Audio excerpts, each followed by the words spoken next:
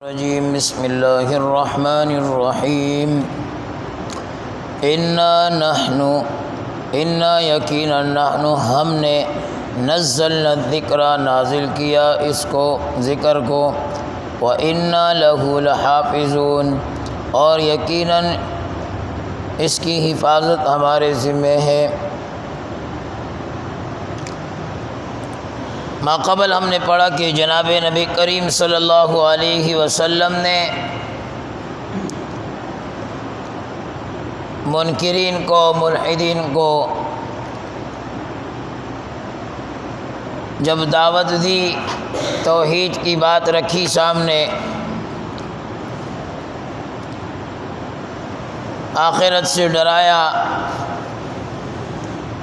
قرآن کریم کے نزول کے متعلق ذکر کیا، تو وہ لوگ بطور استہزاء کے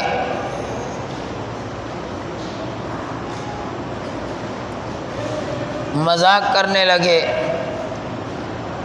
آپ پر قرآن نازل ہوا، آپ قرآن کی باتیں کرتے ہیں، انک لمجنون، آپ تو مجنون ہیں، آپ دیوانے ہیں۔ اور پھر ذکر کیا کہ وہ فرشتے کہاں ہیں جو اس کو لے کر آئے، وہ قرآن جو آپ پر نازل ہوا جو فرشتے لے کر آئے۔ تو اللہ رب العالمین اس آیت مقدسہ کے اندر ارشاد فرما رہے ہیں، انا نحن نزلنا الذکر، ہم نے نازل کیا ہے اس کو، وَإِنَّا لَهُ لَحَافِظُونَ اور ہم ہی اس کے محافظ ہیں۔ محافظت کا ذمہ اللہ رب العالمین نے اپنے اوپر لیا ہے۔ دیگر جتنی بھی کتب سماوی تھی ان کا ذمہ اللہ رب العالمین نے بِمَسْتُحْفِظُوا مِنْ کتاب اللہ ان کے حوالے کر دیا، ان لوگوں کے حوالے کر دیا، تم لوگ سنبھالو اس کتاب کو۔ لیکن قرآن کریم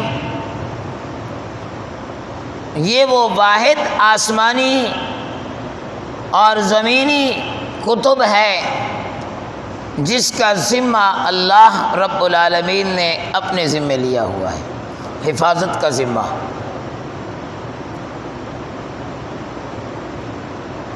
ایک زیر ایک زبر ایک پیش وہ یہاں سے یہاں نہیں ہو سکتا۔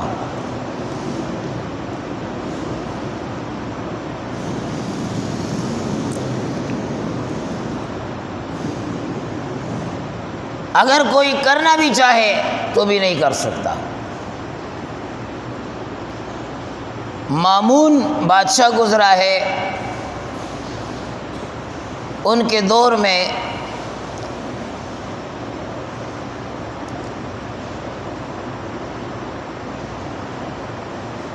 علمی بحث کے لیے لوگ جمع ہوتے تھے، اہل علم حضرات، علمی مباحثے ہوتے تھے، علمی تذکرے ہوتے تھے۔ آج تو ہم بیٹھ کر بس دوسری کوئی بات ہے ہی نہیں۔ مولانا عمران خان صاحب کے پیچھے پڑے ہوئے ہیں، بس کیا کر، دوسرا کوئی کام ہے ہی نہیں، ٹائم پاس ہے۔ تو علمی مباحث ان کے دور میں ہوتے تھے، علمی تذکرے۔ ایک آدمی جو اپنی لباس سے، شکل و صورت سے بڑا سمجھ بوجھ والا نظر آتا تھا، اسے بھی موقع دیا، اس نے بھی دھواں دھار تقریر کی، بات کی، لیکن اپنے مذہب کی۔ جب مذاکرہ ختم ہو گیا، مامون بادشاہ نے پوچھ لیا، کیا تم اسرائیلی ہو؟ اس نے کہا ہاں۔ کہا ایک بات کروں آپ سے، اسلام کو قبول کر لو، ہم آپ کی بڑی عزت کریں گے، آپ کے ساتھ بڑا بہترین برتاؤ کریں گے۔ اس نے کہا نہیں، میں اپنے آباء، اپنے اجداد، ان کے دین مذہب کو نہیں چھوڑ سکتا۔ ٹھیک ہے۔ بعض لوگ کہتے ہیں نا، ہم پڑھتے ہیں لا اکراہ فی الدین، دین میں جبر نہیں ہے، دین میں سختی نہیں ہے۔ اب وہ کافر ہے۔ مامون بادشاہ نے کہا اسلام قبول کر لو، اس نے کہا نہیں، تو دین میں جبر نہیں ہے، دین میں جبر نہیں ہے۔ لیکن اب کلمہ پڑھ کر مسلمان ہو کر اب اگر کوئی اسلام کی کسی حکم کے خلاف بکواس کرتا ہے تو اب جو اسے سزا دی جاتی ہے اسے جبر کا نام نہیں دیا جاتا، اب یہ دائرہ اسلام میں داخل ہو کر اب بغاوت کر رہا ہے، لہذا اب اسے جو سبق دیا جا رہا ہے، جو سزا دی جا رہی ہے، وہ جبر نہیں، وہ عین دین ہے۔ وہ چلا گیا۔ آئندہ سال دوبارہ نشست لگ گئی، یہ دوبارہ آیا اور اجازت طلب کی، اجازت مل گئی، اس نے دوبارہ تقریر کی، اور جب دوبارہ تقریر کی تو تقریر اس نے اسلام کی حمایت میں کی، اسلام کی عظمت پر بات کی۔ جب مباحثہ مذاکرہ مجلس ختم ہو گئی، بادشاہ مامون نے پوچھ لیا تم گزشتہ سال جو آئے تھے وہی ہو؟ کہاں وہی ہوں۔ کہا اس وقت تو ہم نے تمہیں کہا اسلام قبول کر لو لیکن تم نے نہیں کیا، اور اب اس نے کہا اب میں مسلمان ہوں، اب میں مسلمان ہوں۔ تو بادشاہ نے پوچھا کہ تمہارے اسلام میں داخل ہونے کی وجہ کیا ہے؟ تم نے اسلام کو کیوں پسند کیا، کیوں قبول کر لیا؟ تو اس نے کہا میں جب یہاں سے پچھلے سال گیا تو میں جستجو میں لگ گیا کہ میں دیکھوں کہ اسلام مذہب کیسا ہے، لہذا میں نے توریت کے 3 نسخے اپنے ہاتھ سے لکھے، اور میری گزر بسر وہ اسی پر ہوتی تھی۔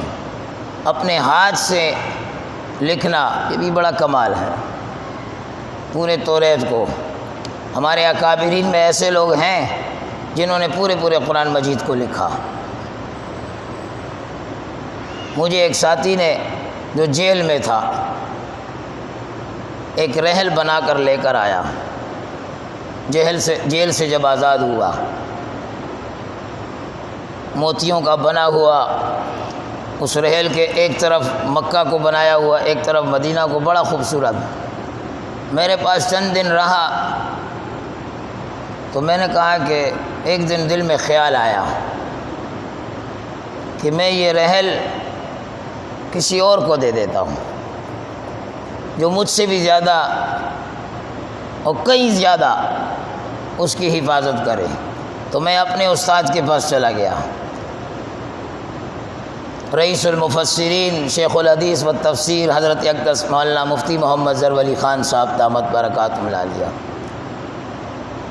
حضرت کو جب میں نے وہ تحفہ پیش کیا، حضرت اتنے خوش ہوئے، اتنی دعائیں دی، اور مجھ سے کہا کہ بیٹا یوسف، یہ جو تم لے کر آئے ہو، میں ایک دن قائد جمعیت حضرت اقدس جبل استقامت مولانا فضل الرحمان صاحب دامت برکاتہم العالیہ ان کے ہاں گیا ہوا تھا، ان کے گھر میں، تو انہوں نے کہا مجھ سے کہ حضرت میرے والد مفکر اسلام حضرت اقدس مولانا مفتی محمود صاحب رحمۃ اللہ تعالی علیہ، اللہ ان کی قبر پر کروڑوں رحمت نازل فرمائے، کہ انہوں نے اپنے ہاتھ سے قرآن لکھا ہے، پورا قرآن، اور وہ میرے پاس موجود ہے۔ میں ڈھونڈ رہا تھا کہ وہ قرآن میں کس کو دوں، تو حضرت مفتی صاحب آپ آئے ہیں، وہ قرآن میں آپ کو اپنے والد کے ہاتھ کا لکھا ہوا ہدیہ کرتا ہوں۔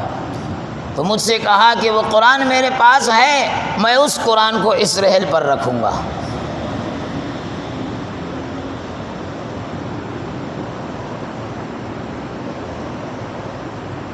تو انہوں نے نسخے لکھے، توریت کے 3 نسخے بڑی بہترین انداز میں، لیکن کچھ گڑبڑ کی۔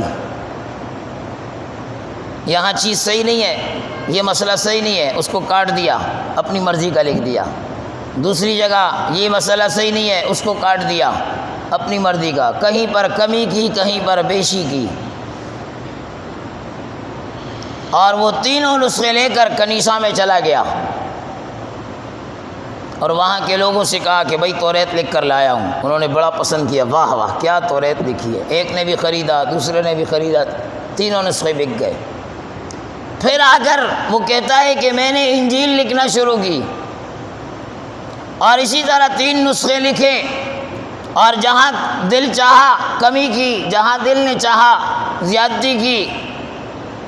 تیار ہونے کے بعد میں نصارہ کے عبادت خانے میں چلا گیا، وہاں جا کر میں نے ان کو بیچا۔ وہ تینوں نسخے لوگوں نے خرید لیے، بڑا سراہا، بڑے اچھے انداز میں لکھے ہیں، بڑے خوبصورت انداز میں، وہ بک گئے۔ پھر آ کر میں نے قرآن کریم کو لکھا اور یہاں پر بھی تبدیلی کی، کہیں زیر تھا میں نے زبر کر دیا، کہیں پیش تھا وہاں زیر کر دیا۔ اور لکھنے کے بعد میں ایک مسجد میں چلا گیا، میں نے کہا دیکھیں کیسے قرآن لکھا ہے۔ انہوں نے دیکھا، حافظ صاحب نے قرآن پڑھا، کہا لکھا تو اچھا ہے لیکن یہ ہمارے کام کا نہیں ہے۔ دوسرے کے پاس گیا، اس کو میں نے کہا یہ دیکھیں، اس نے دیکھا وغیرہ، جہاں اسے غلطی آئی یہ ہمارے کام کا نہیں ہے، لے جائیں۔ کہ میں حیران رہ گیا کہ معمولی زیر زبر کی بنا پر جو اللہ قرآن کی حفاظت کر سکتا ہے، وہ اللہ پورے یہ ایک نسخے کی، تو وہ اللہ قرآن کی حفاظت کا واقعتاً اس نے جو ذمہ لیا ہے وہ پورا کر رہا ہے۔ انا نحن نزلنا الذکر وانا لہ لحافظون۔ اس قرآن کا ذمہ میں اور آپ، ہمارے بس کی بات نہیں ہے۔ ایسا ذمہ آج بھی دنیا کفر کو چیلنج کر کے کہتے ہیں ساری دنیا کے قرآن کے نسخے جمع کر لو اور اسے ختم کر دو، ایک نسخہ بھی دنیا میں نہیں چھوڑو، پھر دوبارہ قرآن کریم لکھا جائے۔ اللہ کی قسم، جیسے 1400 سال پہلے محمد الرسول اللہ پر اترا تھا، اسی طرح بالکل من وعن دوبارہ آپ کے سامنے پیش ہو جائے گا، کیونکہ اللہ نے صرف کتابوں میں قرآن کو محفوظ نہیں کیا، اللہ نے بوڑھے کے سینے میں بھی محفوظ کیا، بچے کے سینے میں بھی محفوظ کیا، عورت کے سینے میں بھی محفوظ کیا، بچی کے سینے میں بھی محفوظ کیا۔ یہ زیر زبر کی غلطیاں طباعت میں چھپنے والے سے ہو سکتی ہے۔ میرے پاس بچی پڑھتی تھی، میری بھتیجی اقصا، وہ ایک دن آئی، استاد جی یہاں پر یہ قرآن ہے سو، میں نے دیکھا وہ حافظہ نہیں ناظرہ پڑھنے والی، میں نے دیکھا، میں نے کہا ہاں کتابت کی غلطیاں ہیں، چھپنے والے سے غلطی ہو گئی ہے۔ تو چھوٹا پڑھنے والا اگرچہ مصلی پر کھڑا ہونے والا وہ شیخ الحدیث ہے، وہ شیخ القرآن ہے، وہ وقت کا بڑا عالم ہے، لیکن اگر وہ معمولی زیر کی غلطی کرے گا، 6 سالہ 9 سالہ حافظ قرآن بچہ وہ بھی کہے گا امام صاحب نے، پڑھنے والے نے، شیخ الحدیث نے، شیخ القرآن نے غلطی کر دی ہے۔ حفاظت کا ذمہ میرے رب نے لیا ہوا ہے، میرے رب نے لیا ہوا ہے۔ انا نحن نزلنا الذکر وانا لہ لحافظون، رب کہہ رہا ہے نازل بھی میں نے کیا اور حفاظت کا ذمہ بھی میرے اوپر۔ رافضی حضرات کہتے ہیں کہ نہیں، قرآن میں تبدیلی ہوئی ہے۔ شیعہ حضرات وہ کہتے ہیں تبدیلی ہوئی ہے، تبدیلی ہوئی ہے۔ اب یہ آیت، اس کا کیا کرو گے؟ آیت نمبر 9 سورہ ہجر 14واں سپارہ۔ تو پہلی بات کہتے ہیں کہ نہیں بھائی، یہ جو حفاظت کی بات ہے یہ لوح محفوظ کی بات ہے، دنیا کی نہیں ہے، لوح محفوظ کی بات ہے۔ تو بھائی پہلی بات تو یہ ہے کہ لوح محفوظ کی بات نہیں ہے، یہ یہاں کی بات ہے، اس دنیا کی بات ہے۔ دوسری بات کہ بات وہاں پر حفاظت کی جاتی ہے جہاں پر چوری کا احتمال ہو، تو لوح محفوظ میں تو چوری کا احتمال ہی نہیں ہے، زمین پر ہے، تو اس لیے اللہ نے حفاظت کی بات کی ہے۔ بات آئی سمجھ میں؟ تیسری بات کہ ذکر ہوا انا نحن نزلنا الذکر، انا نحن نزلنا الذکر، کہ ہم نے نازل کیا۔ تو قرآن نازل ہوا، پھر اس کے بعد حفاظت کی بات آئی ہے، وَإِنَّا لَهُ لَحَافِظُونَ۔ اگر نازل نہیں ہوا تو لوح محفوظ کی تو بات ہی نہیں ہے۔ بھائی نازل ہوا، اللہ فرما رہے ہیں میں نے نازل کیا اسے، 23 سالوں میں یہ قرآن اترا، اب جا کر حفاظت کا ذمہ اللہ نے لیا۔ چوتھی بات فرمایا انا نحن نزلنا الذکر، کہا، ذکر کہا، نصیحت کہا۔ قرآن نصیحت ہے، ہم نے اس نصیحت کو اتارا، ذکر کو اتارا۔ تو نصیحت جاہل آدمی کے سامنے کی جاتی ہے، بے وقوف کے سامنے، لا علم آدمی کے سامنے اسے نصیحت کی جاتی ہے۔ جس میں جہالت ہو، علم نہیں ہے، اسے نصیحت کی جاتی ہے۔ اور جہالت کا مادہ اللہ نے انسانوں میں رکھا ہے، فرشتوں میں نہیں۔ آسمان میں فرشتے رہتے ہیں، ان میں نہ نسیان ہے نہ جاہل پن ہے، یہ مادہ تو انسان میں ہے۔ تو انسان کے لیے اللہ نے اتارا ہے، زمین پر آیا ہے، انسان اس سے نصیحت حاصل کر رہا ہے، تب اللہ آگے حفاظت اس کی کر رہا ہے، اس کی حفاظت کر رہا ہے۔ شاہ عبد العزیز محدث دہلوی رحمۃ اللہ تعالی علیہ کی بات ان کے دور کی بات ہے غالباً۔ ایک آدمی آ گیا اور آ کر کہنے لگا کدھر ہے مسلمان، کہاں چھپے ہوئے ہیں، آؤ دیکھو میرے ایک ہاتھ میں یہ مسلمانوں کا قرآن ہے اور دوسرے ہاتھ میں میرے پاس انجیل ہے، آؤ یہ دونوں کتابیں قرآن میں ڈالتے ہیں، آگ میں ڈالتے ہیں، آگ جل رہی ہے، آگ میں ڈالتے ہیں، جو کتاب جل گئی وہ کتاب سچی نہیں، اور جو کتاب نہیں جلی وہ سچی کتاب ہے۔ مسلمان پریشان، حیران، یہ ہر دور میں ہوتا رہتا ہے، کوئی نہ کوئی خبیث اٹھ کر کوئی نہ کوئی شوشہ چھوڑ دیتا ہے اپنے آپ کو مشہور کرنے کے لیے۔ اب آواز اٹھ گئی، ہر طرف شور شرابہ، یہ کیا ہو رہا ہے، یہ کیا ہو رہا ہے۔ شاہ عبد العزیز محدث دہلوی رحمۃ اللہ تعالی علیہ تشریف لائے، کیا ہوا جی، ایسی بات کر رہا ہے۔ ہاں بھائی کیا کہتے ہو؟ کہا تم اپنے ہاتھ سے قرآن ڈالو، میں اپنے ہاتھ سے انجیل ڈالتا ہوں۔ تو حضرت نے فرمایا ہم کوئی کافر ہیں جو اپنے ہاتھ سے قرآن ڈالیں؟ ہمیں کیا سمجھا ہوا ہے تم نے؟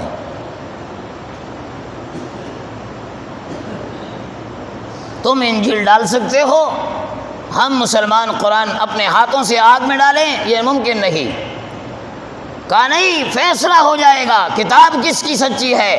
کہا اگر کتاب کی سچائی کا فیصلہ چاہتے ہو تو لے آؤ قرآن، میں قرآن کو اپنے سینے سے لگاتا ہوں، تم انجیل کو اپنے سینے سے لگاؤ، تم بھی آگ میں چھلانگ لگاؤ، میں بھی آگ میں چھلانگ لگاتا ہوں، جو سچا ہوگا وہ بچ جائے گا، جو جھوٹا ہوگا وہ جل جائے گا۔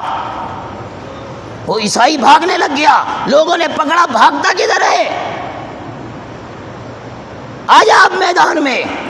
تو وہ کہنے لگا میں نے تو انجیل کو ایک مسالہ کیمیکل لگایا ہوا تھا، اپنے جسم کو تھوڑی لگایا ہوا ہے، اپنے جسم کو تو میں نے کیمیکل نہیں لگایا۔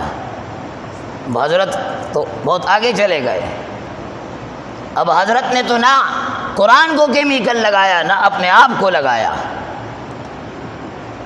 انا نحن نزلنا الذکر وانا لہ لحافظون، اللہ نے اتارا ہے اور اللہ کی اس کی حفاظت کا ذمہ اپنے ذمہ لیا ہوا ہے۔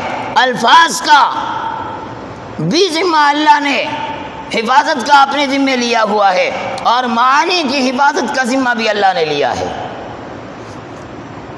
معانی کی حفاظت کا بھی۔ حضرت مولانا ادریس کاندھلوی صاحب رحمۃ اللہ تعالی علیہ اس آیت کے ذیل میں لکھتے ہیں کہ بدبخت ہے وہ شاگرد جو استاد کا احترام نہ کرے، وہ علم سے کورا ہو جائے گا۔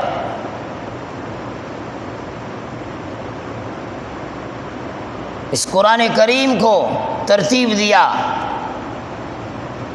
حضرت ابو بکر صدیق رضی اللہ تعالیٰ عنہ، حضرت عمر فاروق رضی اللہ تعالیٰ عنہ، حضرت عثمان غنی رضی اللہ تعالیٰ عنہ نے،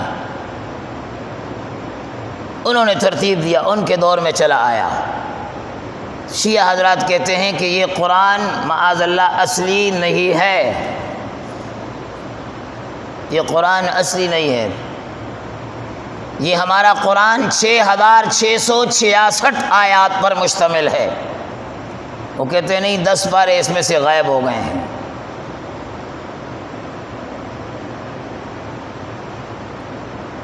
دس پارے غائب ہو گئے، 40 پارے کا قرآن ہے، 40 پارے کا۔ حضرت عثمان غنی پر تبرہ کرتے ہیں کہ انہوں نے جلا دیے، ان پاروں کے اندر اہل بیت کی عظمتوں کے بارے میں لکھا ہوا تھا، ایسا تھا ایسا تھا۔ اہل بیت کی عظمتیں وہ ہمارے سر آنکھوں پر ہم ببانگے دوہل کہتے ہیں۔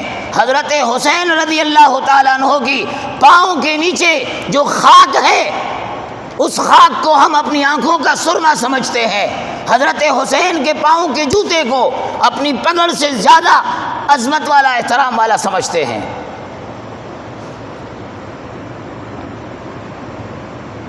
تو جس وقت لکھا جا رہا تھا اس وقت حضرت علی موجود تھے، اور پھر حضرت علی کی جب بادشاہت آئی، ان کی خلافت آئی 5 سال، تو انہوں نے نمازوں میں جو قرآن پڑھا وہ وہی قرآن پڑھا جس کو ترتیب حضرت عثمان نے دیا، حضرت عثمان نے دیا۔ تو پھر یہ کیسے کہہ سکتے ہو؟ آج 30 پارے والا کوئی نہیں پڑھ رہا تو 40 پارے والا کہاں سے پڑھے گا؟ 40 پارے والا کہاں سے؟ یہ لمبا قرآن تمہیں ہی مبارک ہو، ہمیں الحمدللہ اپنے اس قرآن پر فخر ہے جو 1400 سال پہلے جیسے اترا وہی قرآن آج ہمارے پاس موجود ہے۔ تو میں نے کہا کہ مولانا ادریس کاندھلوی صاحب رحمۃ اللہ تعالی علیہ فرمایا ایسا شاگرد بدبخت ہے جو استاد کی تعظیم نہ کرے، وہ علم اس سے چھن جاتا ہے۔ تو یہ صحابہ ابو بکر، عمر، عثمان جنہوں نے اس قرآن کو ترتیب دیا، آج پوری دنیا میں قرآن پڑھایا سنایا جاتا ہے، یہ ان اساتذہ کی برکات ہیں۔ اور جو لوگ ان اساتذہ کی احترام کرتے ہیں، اللہ ان کے سینوں میں قرآن کو محفوظ رکھتا ہے۔ شیعہ حضرات ان کا احترام نہیں کرتے۔ شیعہ میں کوئی ایک قرآن کا حافظ لا کر بتا دو، ایک قرآن کا حافظ، ایک۔ چونکہ استادوں کی عزت نہیں، اس لیے اللہ نے قرآن سے دور رکھا ہے، ایک حافظ نہیں ہے۔ اِنَّا نَحْنُ نَزَّلْنَا الذِّكْرَ وَإِنَّا لَهُ لَحَافِظُونَ، اللہ نے اتارا اسے، اللہ کی حفاظت کرتے ہیں۔ وہی اصلی قرآن کدھر ہے؟ کہ وہ غار میں امام مہدی کے پاس ہے، امام مہدی کے پاس ہے۔ وہ آئیں گے، آخر میں لے کر آئیں گے۔ جب وہ آخر میں لے کر آئیں گے تو یہ جو ابھی لوگ مر رہے ہیں، پھر یہ کہاں جائیں گے؟ اس کا فیصلہ کون کرے گا؟ یہ جنتی ہیں جہنمی ہیں؟ یہ بغیر قرآن کے گئے؟ اور کیا وہ آسمان میں تو نہیں چھپا؟ آپ کہتے ہو غار میں ہے، تو غار اسی دنیا میں ہے۔ اگر کوئی چلا گیا ان سے زیادہ طاقتور اور قرآن چھین لیا، پھر کیا ہوگا؟ الامان والحفیظ، ضد کی، اناد کی، ہٹ درمی کی، اس کا کوئی علاج نہیں ہے، اس کا کوئی علاج نہیں ہے۔ تو اللہ رب العالمین نے قرآن کریم کا نزول کیا، اور جو لوگ اس قرآن سے جڑتے گئے، نبی علیہ الصلوۃ والسلام پہلے ایمان سکھاتے تھے، پہلے کلمہ پڑھاتے تھے، اس کے بعد فوراً قرآن سکھایا کرتے تھے۔ پہلے ایمان، پھر فوراً قرآن۔ تو اتنے سارے صحابہ اور حضرت عثمان غنی جب لکھا جاتا تھا قرآن، اتنے سارے نسخے بار بار پڑھ کر بھائی غلطی سے پاک، اس کے بعد مختلف ممالک میں ان کو بھیجا جاتا تھا، مختلف ممالک میں۔ آج بھی قرآن دیکھیں، ہر قرآن کے پیچھے وہ حافظ صاحب لکھ رہے ہوتے ہیں کہ بھائی میں نے حرف بحرف بغور پڑھا ہے، پھر بھی اگر کوئی غلطی ہو گئی ہے، میری غلطی ہے، کاتب کی غلطی ہے، لکھنے والے کی غلطی ہے، تباہ کرنے والے کی غلطی ہے۔ یہ قرآن غلطیوں سے پاک ہے، میری غلطی کی بنا پر زیر زبر اوپر ہو سکتا ہے، نیچے ہو سکتا ہے، قرآن کریم کی غلطی نہیں ہے۔ تو اتنے 1.25 صحابہ کرام میں کوئی ایک بھی صحابی نہیں تھا جو کہہ سکے کہ بھئی اس میں باقی سپارے ہیں نہیں، ایسا نہیں ویسا نہیں۔ اللہ نے حفاظت کا ذمہ خود لیا ہوا ہے۔ تو جو جڑتے گئے، اللہ کی قسم یہ قرآن انہیں بلندیوں پر چڑھاتا جائے گا، آج بھی۔ اسی لیے میرے نبی صلی اللہ علیہ وسلم نے فرما دیا ہے بھئی جو بھی جس قسم کا تعلق رکھے، میں نے قرآن نہیں پڑھا، میں جاہل ہوں، ان پڑھ ہوں، لیکن اگر قرآن کو اٹھا کر چومتا ہوں، اللہ کی قسم میرا رب اس پر بھی ثواب دے گا، اس پر بھی ثواب دے گا۔ یہ جو تپائی ہے اس قرآن کی نسبت سے، اگر کوئی اس تپائی کا احترام کرتا ہے، اللہ اس پر بھی ثواب دے گا، اس پر بھی ثواب دے گا۔ تو قرآن سے تعلق ہوگا، پھر دیکھیں آپ کیا قدرت اپنے نظارے دکھائے گا، کرشمے دکھائے گا۔ کل ایک بہت بڑا کوئی افسر آیا سرکاری گاڑی کے اندر، پتہ نہیں کہاں کا ڈپٹی اپنے آپ کو بتا رہا تھا، بھائی صاحب بڑا پیسہ لگا لیا، بڑی مسجد بنا لی۔ میں نے کہا الحمدللہ۔ کہاں سے پیسہ آیا؟ میں نے کہا یہ تو مجھے بھی نہیں پتہ۔ 11,000 روپے میرے پاس تھے جب میں نے کام شروع کیا، آج 1.5 کروڑ سے اوپر لگ گیا ہے، اپنے ہاتھوں سے لگایا ہے، مجھے نہیں پتہ کہاں سے آیا۔ کہا نہیں میں رشوت نہیں لیتا ہوں، لیکن آپ سے درخواست کرنے آیا ہوں، مجھے عمرے پر بھیج دو، مجھے عمرے پر بھیج دو، آپ کی مہربانی ہوگی، اور میں آپ سے کوئی مطالبہ نہیں کروں گا، میں آپ کی خدمت کے لیے تیار ہوں۔ میں نے کہا ٹھیک ہے، انتظار کرو، کہیں سے اللہ پاک اور بھیج دے، پھر دونوں جائیں گے عمرے پر، آپ فکر نہیں کرو۔ کہا نہیں آپ کے ساتھ نہیں جو نا، اکیلا مجھے بھیجنا۔ میں نے کہا نہیں ایسا مزہ نہیں آئے گا نا، میں آپ کے ساتھ جاؤں گا تاکہ آپ کو عمرہ سکھاؤں بھی، عمرہ کرتے کیسے ہیں۔ قرآن سے تعلق، اللہ کی قسم کچھ نہیں، زیادہ نہیں کر سکتے۔ صبح میں اٹھ جائیں، بھئی جو آپ نے سورہ اخلاص پڑھی ہے، فلق پڑھی ہے، ناس پڑھی ہے، کم از کم وہی کھول لیں، کھولنے سے قرآن کا حق ادا ہو جائے گا۔ کنز العمال کی ایک روایت میں آتا ہے، بات لمبی ہو جائے گی، 4 چیزیں دنیا میں غربا ہیں، غریب ہیں بالکل۔ الغربا فی دنیا 4 4 چیزیں۔ پہلی چیز فرمایا کہ قرآن کریم کا ظالم کے پیٹ کے اندر ہونا، ظالم کے پیٹ کے اندر ہونا۔ قرآن یاد ہے، قرآن کے معنی سے واقف ہے، پھر بھی ظلم کر رہا ہے۔ قرآن یاد ہے، پھر بھی سود لے رہا ہے۔ قرآن یاد ہے، پھر بھی رشوت لے رہا ہے۔ قرآن یاد ہے، پھر بھی حرام خوری کر رہا ہے۔ قرآن یاد ہے، پھر بھی زیادتیاں کر رہا ہے۔ قرآن یاد ہے، پھر بھی ماں باپ کی نافرمانیاں کر رہا ہے۔ قرآن یاد ہے، پھر بھی پڑوس کو اذیت پہنچا رہا ہے۔ قرآن یاد ہے، پھر بھی حقوق العباد میں حق تلفی کر رہا ہے، توڑ رہا ہے۔ یا قرآن یاد ہے اسے پڑھتا نہیں، قرآن یاد ہے، یاد رکھنا۔ مسئلہ آپ کو بتا دوں، قرآن کریم بہت سارے لوگ اپنے بچوں کو لے کر جاتے ہیں حفظ کرانے کے لیے، بڑا شوق ہے، بڑا شوق ہے۔ قرآن کریم کا حفظ کرنا صرف ایک مستحب عمل ہے، نفل ہے، نفل۔ 2 رکعت نفل آپ پڑھتے ہیں، قرآن کریم کا حفظ کرنا صرف نفل ہے، مستحب ہے۔ لیکن اگر قرآن حفظ کر لیا، اب اسے یاد رکھنا فرض ہے، فرض ہے، فرض ہے۔ اب اسے یاد رکھنا فرض ہے، اسے بھلانا کبیرہ گناہوں میں سے ہے۔ بچوں کو یاد تو کرا دیتے ہیں، پھر وہ بچے قرآن کو بھول جاتے ہیں۔ اس لیے مجھ سے بعض دوست پوچھتے ہیں بچیوں کے متعلق، تو میں بچیوں کے حفظ کا مشورہ نہیں دیتا۔ میری ذاتی رائے ہے کہ بھئی بچی کا نصیب آگے پتہ نہیں کس طرح ہو، وہ کتنے کاموں میں پھنسی ہوئی ہو، اسے قرآن پڑھنے